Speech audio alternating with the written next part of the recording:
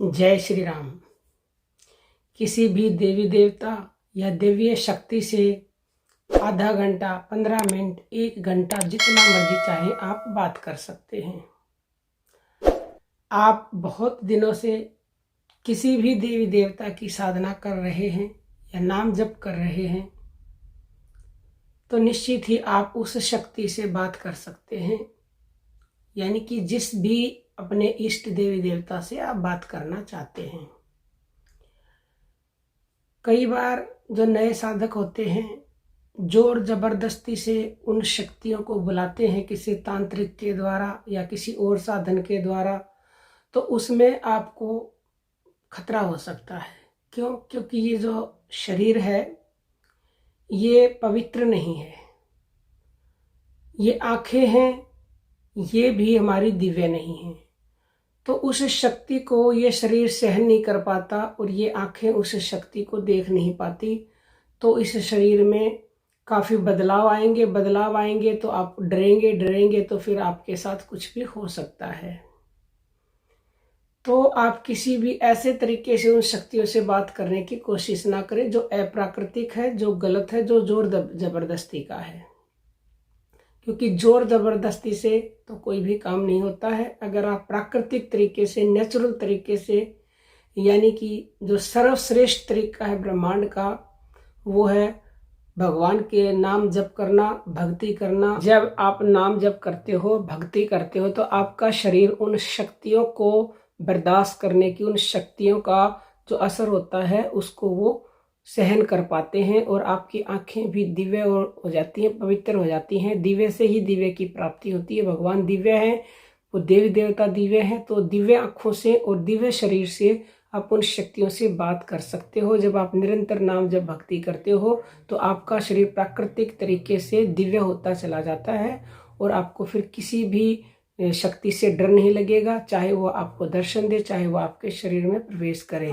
या आप किसी विशेष मंत्र की साधना करते हैं या नाम जप करते हैं संकल्प लेकर उस शक्ति से मिलने के लिए। जैसे आपने 41 दिन का संकल्प लिया कि मैं अमुक देवता, अमुक भगवान के नाम का संकल्प लेता हूँ, मैं उससे बात करना चाहता हूँ, अपने प्रश्नों के उत्तर पाना चाहता हूँ, तो मैं 41 दिन तक प्रतिदिन इस मंत्र का जप करूँगा या नाम जप करूँगा।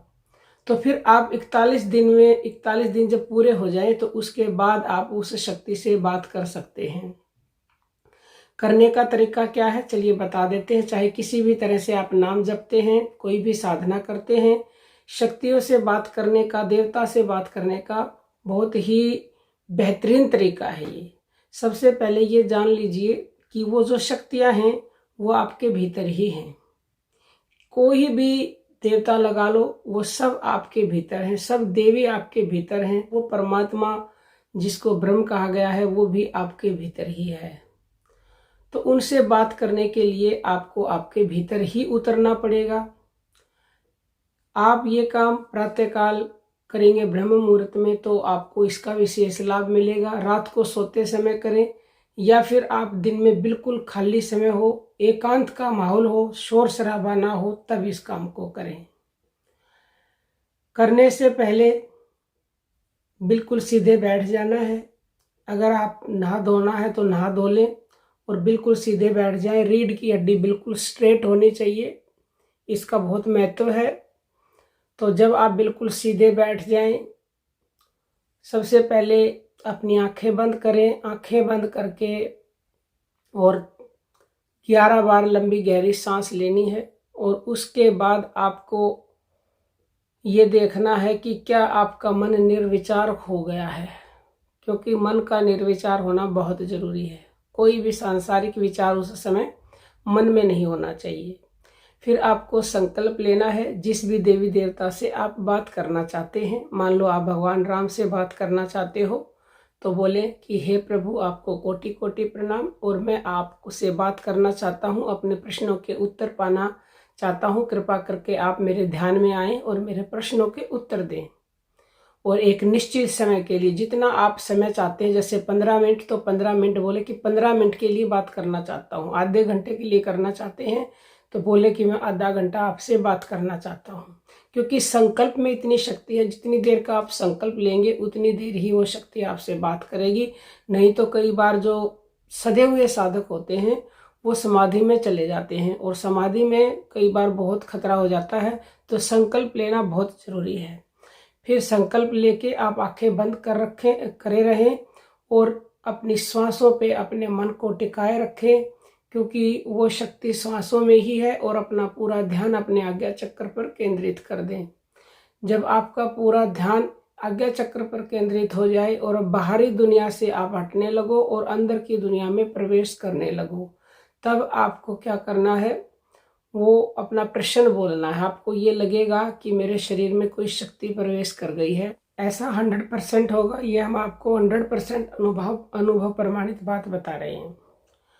तो उस शक्ति का जब आपको ऐसा अनुभव हो, उसके आपको दर्शन भी हो सकते हैं, उसका आपको अनुभव भी हो सकता है। ध्यान में आप एक दूसरी ही दुनिया में पहुंच जाओगे। आपको उस परम के दर्शन होंगे जिसके भी आप करना चाहते हो, उस देवी देवता के दर्शन होंगे। और फिर आप उससे अपना प्रश्न करें।